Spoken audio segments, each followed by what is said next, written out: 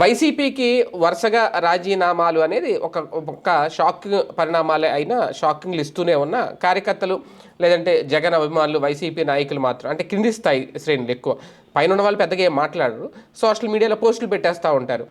పోయినోడు మనోడు కాదు, ఉన్నోడే మనోడు, పోయినోడిని పోనివ్వండి. ఇలా ఎవరైనా సరే, ఒక మాజీ ఎమ్మెల్యే రాజీనామా చేసినా, ఒక రాజ్యసభ సభ్యుడు రాజీనామా చేసిన, ఎవరు చేసినా, పక్క నుంచి వచ్చిన నాయకుడు చేసినా, ఇప్పుడు రాజ్యసభ సభ్యులు అందరినీ ఒక ఘాటిని కట్టలేం.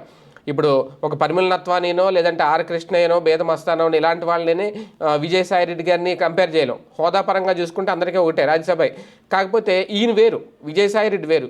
కష్టాల్లోనూ నష్టాల్లోనూ పార్టీ పెట్టినప్పటి నుంచి తొలి రాజ్యసభ సభ్యుడిగా మొదటి నుంచి కూడా జగన్కి అండగా ఉన్న నాయకుడు. ఈయన రాజీనామా చేయడం అంటే కాస్తంత జీర్ణించుకోలేని పరిణామమే, ఒక ఊహించలేని అంశమే, ఊహించని అంశమే. అది ఖచ్చితంగా అయోమయానికి గురి చేస్తుంది. కాకపోతే వాళ్ళకి పెట్టినట్టే ఈయనకు కూడా పోస్టులు పెట్టాడు. పోయినోడు మనోడు కాదు, ఉన్నోడే మనోడు, జగనన్న వెంట ఉన్నవాడే మనోడు, పోయినోడిని పోనివ్వండి. ఇంకా అంటే ఒక్కసారి రాజీనామా చేస్తే అప్పటి వరకు పార్టీలో దేవుళ్ళు అందరూ కూడా ఒకసారిగా దెయ్యాలైపోతారు. అంటే ఇది కాస్తంత ఆవేశం, జగన్ మీద అభిమానం ఉండొచ్చు, తప్పేం లేదు.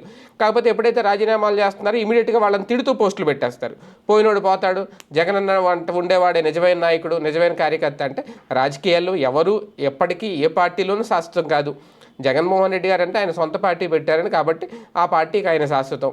ఇలా సొంత పార్టీ పెట్టిన గతంలో పీఆర్పీ పెట్టి చిరంజీవి గారే దాన్ని విలీనం చేశారు కాంగ్రెస్ పార్టీలో. జగన్మోహన్ రెడ్డి కూడా పార్టీ పెట్టకముందు వరకు కాంగ్రెస్ నాయకుడే కదా. కాకపోతే ఓకే, ఈయనకంటూ ఒక ప్లాట్ఫామ్ ఏర్పాటు చేసుకున్నారు. కాకపోతే కింది స్థాయిలో ఈ కార్యకర్తలు, ఈ శ్రేణులు కాస్తంత హడావుడి పడుతూ ఉంటారు. ఒకప్పుడు అసలు వైసీపీ సోషల్ మీడియాని లీడ్ చేసిందే విజయసాయి రెడ్డి.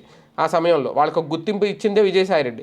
ఇప్పుడు ఆ విజయసాయి రెడ్డి గారిని అదే సోషల్ మీడియా కార్యకర్తలు, అదే సోషల్ మీడియా శ్రేణులు ఇప్పుడు రాజీనామా చేయడంతో ఒక్కసారిగా వాళ్ళందరూ రివర్స్ అవుతున్నారు సోషల్ మీడియాలో. కాకపోతే అంటే ఇంకా అది కూడా కాస్తంత కంట్రోల్లో ఉంటే బెటర్.